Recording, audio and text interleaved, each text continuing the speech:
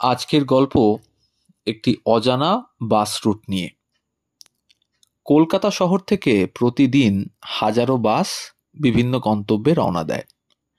তার বেশিরভাগটাই রাজ্যের অন্যান্য জেলা এবং পার্শ্ববর্তী জেলাগুলিতে যায়। কিন্তু একসময় নাকি গঙ্গা তীরবর্তী কলকাতা থেকে সরাসরি বাস ছাড়া হতো টেমস তীরবর্তী লন্ডনের উদ্দেশ্যে। কি অবিশ্বাস্য মনে হচ্ছে? অবিশ্বাস্য মনে হলেও এই ঘটনা অনেকে সত্যি বলেই মনে করেন।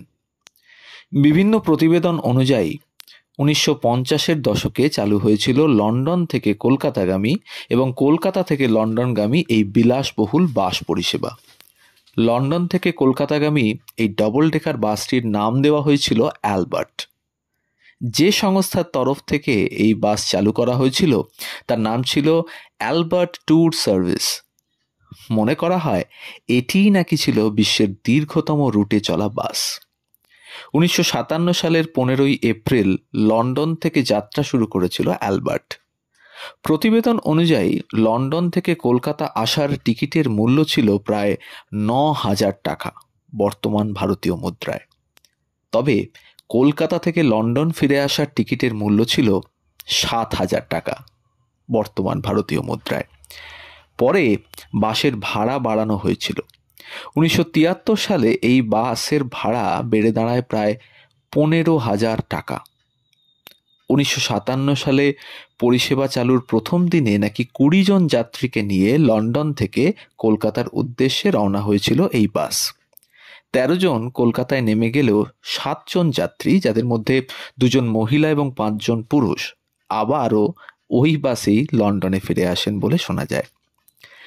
বিভিন্ন প্রতিবেদনে উল্লেখ রয়েছে লন্ডন থেকে ছাড়া প্রথম বাসটি কলকাতায় পৌঁছেছিল 5ই জুন, অর্থাৎ প্রায় 50 দিন পরে।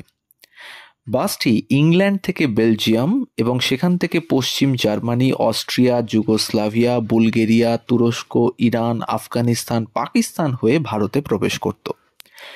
ভারতে প্রবেশের পর নয়াদিল্লি, আগ্রা, এলাহাবাদ, বারাণসী হয়েই নাকি সেই বাস কলকাতায় পৌঁছত। সেই সময় এই যাত্রাপথ পরিচিত ছিল হিপি রুট নামে। প্রচলিত আছে পুরো যাত্রাপথে বাসটিকে প্রায় 8,000 কিলোমিটার দীর্ঘ সমুদ্রপথ পেরোতে হতো জাহাজে করে। যাত্রীদের সুবিধার্থে বাসটিতে যাত্রীদের ঘুমানোর জন্য বাঙ্ক এবং ঠান্ডা থেকে বাঁচতে হিটারের ব্যবস্থা ছিল। সমস্ত সরঞ্জাম এবং সুযোগ সুবিধা সহ একটি রান্নাঘরও ছিল বাসের মধ্যে। প্রাকৃতিক দৃশ্য দেখার জন্য বাসের উপরের ডেকে আলাদা বন্দোবস্ত করা ছিল। রাস্তায় বাস থামিয়ে যাত্রীদের আমোদ প্রমোদের জন্য রেডিও এবং একটি মিউজিক সিস্টেমেরও ব্যবস্থা ছিল। ভারতে প্রবেশ করার পর যাত্রীদের বারাণসীর ঘাট, তাজমহল সহ ভারতের একাধিক পর্যটন ক্ষেত্র নাকি ঘুরিয়ে দেখাতো অ্যালবার্ট ট্যুর সার্ভিস। সংবাদ মাধ্যমের প্রতিবেদন অনুযায়ী বেশ কয়েক বছর পরিষেবা দেওয়ার পর বাসটি দুর্ঘটনার কবলে পড়ে এবং ব্যবহার অনুপযোগী হয়ে পড়ে। পরে বাসটি ব্রিটিশ পর্যটক অ্যান্ডি স্টুয়ার্ট কিনে নেন।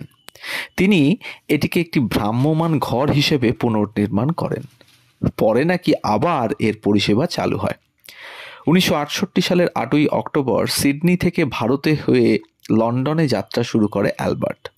সিডনি থেকে লন্ডনে পৌঁছতে বাসটি প্রায় 132 দিন সময় নিত। বাসটি ইরান হয়ে ভারতে পৌঁছে মায়ানমার, থাইল্যান্ড, মালয়েশিয়া হয়ে সিঙ্গাপুরে যেত। সিঙ্গাপুর থেকে বাসটিকে জাহাজে করে অস্ট্রেলিয়ার পার্থে নিয়ে যাওয়া হতো এবং সেখান থেকে সড়ক পথে এটি সিডনির উদ্দেশ্যে যাত্রা শুরু করত বলে প্রচলিত আছে। আগের মতোই বাসে সমস্ত আধুনিক সুযোগ সুবিধে রাখা ছিল। ইরানের সমস্যা এবং পাকিস্তান ও ভারতের মধ্যে উত্তেজনা বৃদ্ধির কারণেই নাকি 1976 সালে বাস পরিষেবা বন্ধ করে দেওয়া হয়। পরিষেবাটি স্থায়ীভাবে শেষ হওয়ার আগে অ্যালবার্ট ট্যুর কলকাতা থেকে লন্ডন, আবার লন্ডন থেকে সিডনি পর্যন্ত প্রায় 15টি ট্রিপ সম্পন্ন করেছিল বলে শোনা যায়। এই ধরনের কিছু অজানা তথ্য, গল্প জানতে আমাদের এই চ্যানেল গল্প হলেও সত্যি একে সাবস্ক্রাইব করুন, আমাদের পাশে থাকুন। বেল আইকনটি প্রেস করে রাখুন পরবর্তী গল্প তাড়াতাড়ি পাওয়ার জন্য। যদি ভালো লাগে বন্ধুদের সাথে শেয়ার করুন, কমেন্টের মাধ্যমে জানান আমাদের গল্পগুলো আপনাদের কেমন লাগছে। সবাই ভালো থাকুন, ধন্যবাদ।